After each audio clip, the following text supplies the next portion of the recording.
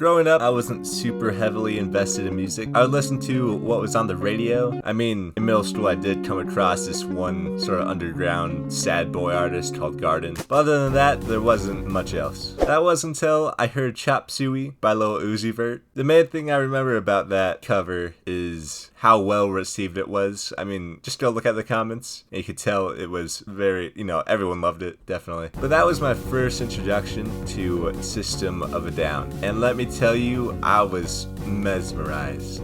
Hypnotized, even. I eventually listened to the original version of Chop Suey, and as one does when first coming across a super awesome rock band, I listened to them religiously, and eventually listened to every single one of their albums. They're a bit of a first wild rock band to get into, but it was my gateway into something that I've never really had any interest in exploring. After that, I've listened to a lot more bands, the Red Hot Chili Peppers, Black Sabbath, Oasis, MCR, The Beatles, Nirvana, Blink-182, Weezer, Soundgarden, Slipknot, Korn, Linkin Park, and the list just keeps going on and on. This is all to be a very roundabout and long-winded intro to talk about one of my most favorite albums I've listened to, and mainly to talk about one of my most favorite bands I've come across, and that is the Foo Fighters. Foo Fighters. There is a lot of history behind the Foo Fighters. One thing I really like learning about is a band's backstories, a band's history. And going back to the Foo Fighters' beginnings, their story is pretty crazy. For anyone who isn't familiar,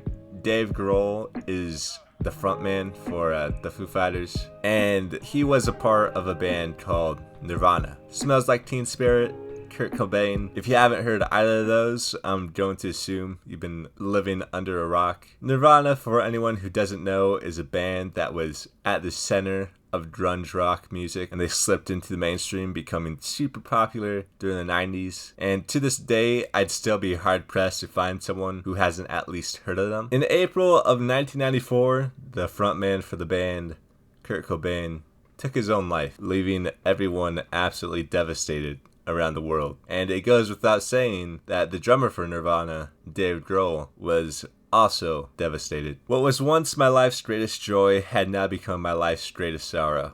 And not only did I put my instruments away, I turned off the radio, for fear that even the slightest melody would trigger paralyzing grief. It was the first time in my life that I rejected music. Dave Grohl went for months trying to stay away from music and his past, but after realizing it was something that would help him instead of hurting him, he started to make music again. This, along with old songs he wrote during his time in Nirvana, eventually became some of the songs for the first album of the Foo Fighters. I mean, this guy went into a studio, played all the instruments, the drums, bass, guitar, the vocals, on pretty much all the songs for the first album of the Foo Fighters. He recorded the whole thing within a few days. And when it came time to actually start playing the album live, he assembled a band made up of Pat Smear. There's also the bassist, Nate Mendel, the drummer, William Goldsmith, who was later replaced with Taylor Hawkins, rest in peace.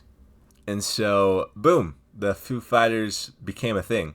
And that's some of the history behind the Foo Fighters, their first album, and how they were created. I honestly think it's pretty crazy and pretty freaking awesome. Really awesome. Taking a step back though, we are this far into the video and I've already, kind of strayed off course. My favorite album I've come across in, with all the bands I've listened to, it would have to be not the Foo Fighters' first album, but their second one, The Color and the Shape. I'm going to be completely transparent here. This whole video was inspired by this video. This guy, Mark But Evil, he has some very awesome videos about rock music and rock bands, the history behind bands, certain songs. He does a fantastic job of giving the stories behind how The Color and the Shape album was made. In fact, he also did this with the first album. He goes into a lot more detail about it, so I'd highly recommend to go watch some of his videos because they are very well made, very well put together. But with that, this is not a review, just me talking about my favorite album, The Color and the Shape. Why is this my favorite album? Well, maybe it's because I've listened to it way too many times, an unhealthy amount. But just knowing the story behind them and finding them at a time when I was really starting to explore rock music, they will always stick with me as one of the best bands I've listened to. To me, this album is unique in the world of rock because they have some very fast-paced, energetic songs like Monkey Wrench. But I guess one of the main things that really makes me like this album is a lot of the softer songs they have, such as Walking After You and February Stars. I mean, even the first song, Doll, is quiet and soft, and that gets followed up by Monkey Wrench. But let's get these two songs out of the way, My Hero and Everlong. My Hero is epic. What more do I have to say? Everlong is the Foo Fighters song. Definitely the most popular. I feel like it's become such a classic when it comes to it's a classic when it comes to rock music, and I think it's one of the songs that just kind of defines this whole album. It shows off the theme Dave Grohl was going with when he was trying to make this album, which is love and all its troubles and ails.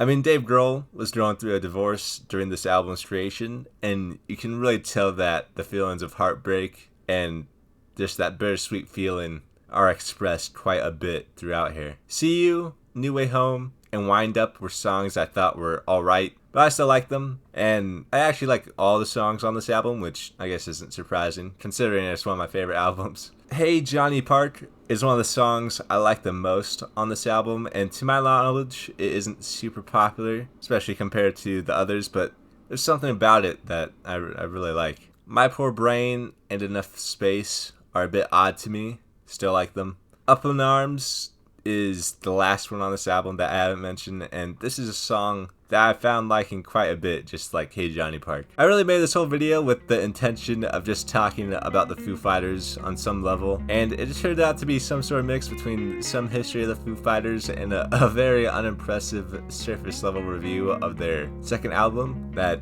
really doesn't go into any detail at all. But I've been thinking about making this video for a few months. I felt very weird about it after this whole thing with Dave Grohl and his affair, cheating on his wife. The story behind the Foo Fighters and Dave overcoming so much tragedy, it's something that is super inspiring to me. No matter what though, I really like the music that this band has made. If you like this album or this band in general, tell me your opinions on them.